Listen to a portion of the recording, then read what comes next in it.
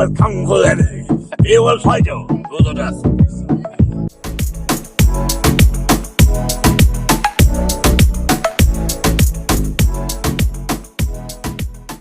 What's up, everybody? This is Kung Fu Eddy BAYBEE, back at it again here at Fan Expo, and I'm here with a legend here. You want to introduce? Oh my God! You see, what an introduction! You see, I don't have to do the rest, Mr. Tony Daniels, baby. So nice to be with you, man. Oh man, it's that Southern Creole accent, baby. Let's get that down, because when you come to Louisiana, we're gonna have some crawfish and jambalaya. We're gonna make a bowl out of you. Dude, can we just talk about how much you're working today? Why don't we talk about Storm? Right Dude, there. oh my goodness, there's Storm. There's one of your teammates. Man, you out here working, grinding. Dude, how much does the fans love you, man? No, the fans are amazing. We love it. I'm here with my partner. You see her. Yeah. Oh, Sugar Cakes. Oh, no, yeah. I'm saying, no, that's Lenore Zan, who plays Rogue. And I've known Rogue for, well, I've known Lenore longer than I've known Rogue. But okay. We worked together in the original X-Men series. Yeah. I actually started playing Bobby LeBeau, Remy LeBeau's brother. Oh, okay. While Chris Potter played Gambit originally. And okay.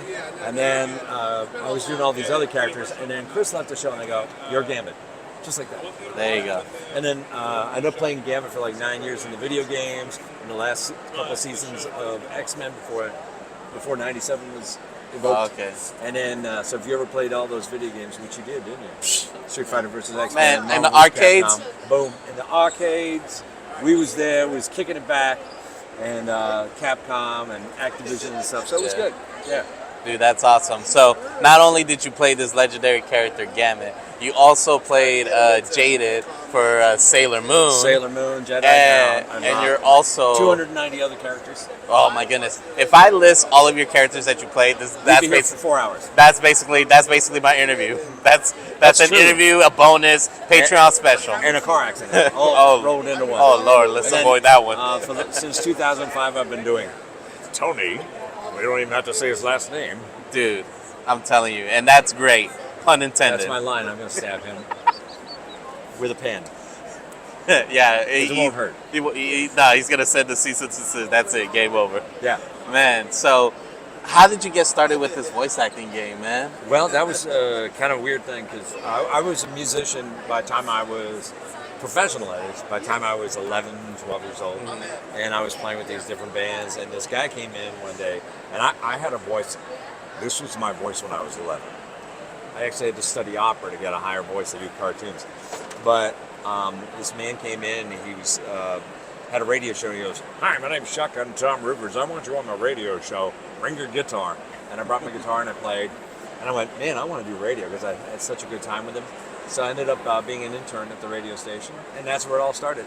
And then, fast forward, I had a TV series. I was the first guy to play rock videos in North America on TV before there was an MTV or a Much Music or anything.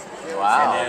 And then this guy, a friend of mine, he asked me to be in to do technical work on a play he was doing. And the following year, and I was a teenager. The following year, he put me into the next play, and I played a bunch of characters, and the acting world just started really blossoming from there. Wow, that's truly amazing. Right place, right time, right? That's all it is. Right place, right time. And like I talked about in the beginning, you're hustling. So guarantee you, with all these characters that you've been doing, like, what inspiration comes to you with each character, or do you let the script dictate that voice? Script can take you there. The pictures they send you sometimes can take you there, and sometimes just an instinct of, hey, I can do this, and maybe I'll make it sound good, or look good. So it's hard to say if it's any one thing. It all depends on the show. And sometimes the show has already got its tone set. If you're there from the beginning of a show, that's when things can get developed. And a lot of times, even with like X-Men, we had the beautiful, wonderful person, Karen Gura, was the casting director along with Dan Hennessy, who directed us. He was amazing. And in my first audition, right at the beginning, before we even went into the studio, they really help set the tone. So that also helps when you have a good director, casting director. Yeah, dude, that's amazing. Again, it's like one of those things that we talked about, like getting recast or taking over a role, because like you stated before, like you weren't not the original Gambit in the first 4 seasons, but you took it over at season 5. Yeah. Was there any like pressure from you for that? No. I'm the king of replacements, boy. No, You said I'll take your job. I've done so much. Knock on wood. ADR. I've played everyone in film and TV. Like when an actor's not available, they'll call a guy like me, and I played everybody from Al Pacino to actually for Jonathan Frakes just now. I did a Patrick Stewart for me. Loved it. Wow, it was fantastic, really. So I've ADR for Pat Stewart. Walking, people crazy, that's stuff. And so I've done hundreds, literally 600, and I think 75 or 80, somewhere around there. God. Yeah.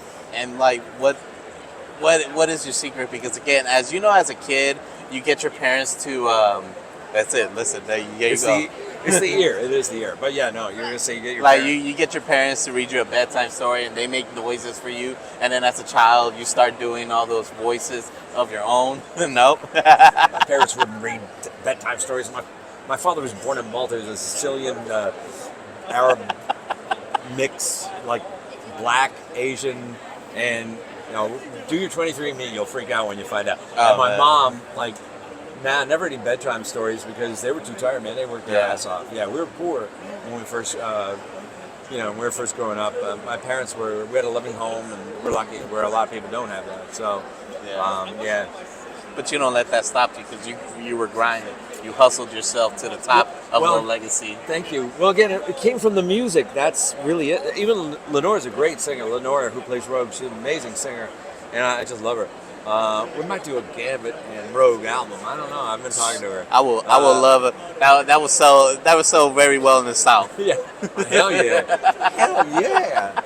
All right, so you're a Southern boy. Born and raised, Houston, Texas, baby. That's barbecue this side of Lubbock. Oh man, Papa Bros, shout out to y'all. So my final question is is there any character that is really related to yourself or something that's close to it that it was so easy to adapt? A lot of them. I mean, even when I was cast as Hawkeye, I just loved playing it because I had just spent time with one of my fave cousins, and he was an expert with a compound bow, and he took me out, and the first shot I ever took, boom, bullseye, and he was like, all right, that's a fluke. Do it again, boom, bullseye. And he goes, dude, that's amazing. I go, this is cool because I'm going to be playing Hawkeye, Clint Barton, and that's what he is famous for, right? The bow. Oh, that's awesome. And so that was really cool. But as far as the rest go, it's like you always find something in yourself to bring to the character. And when you're actually replacing other characters in movies and film and animation and TV, you actually have to channel what that actor's doing and bring that into your read. Like when I did Christoph Waltz in Tulip Fever, it has to sound like him. In order to sound like him, you have to have the emotions that are going on in his head going on in yours at the same time. And it's not easy, but you do it. We got guests. So this is where we end our interview. Thank you for talking to Kung Fu Eddy, baby. Now remember one thing, Kung Fu Eddy. Did you ever watch The Get Down? The Get Down. Oh, I got to get you turned on to that. They created a character for me. There was a character in there called Shaolin Fantastic. And then they created this character so I could do his intro and be like, "You're watching Shaolin Fantastic." Was The Get Down, was that in the Netflix? I think I seen it. It was like based off Brooklyn. It's like that. Yeah, I saw it. Man, it was a long time ago. I was working with a bunch of young bloods. They were cool, man. They were so cool. Man, now I gotta rewatch it. Well, again, you know it. With Kung Fu Eddy, he will fight you to the death. That's it, man. Thank you for talking to Kung Fu Eddy, baby.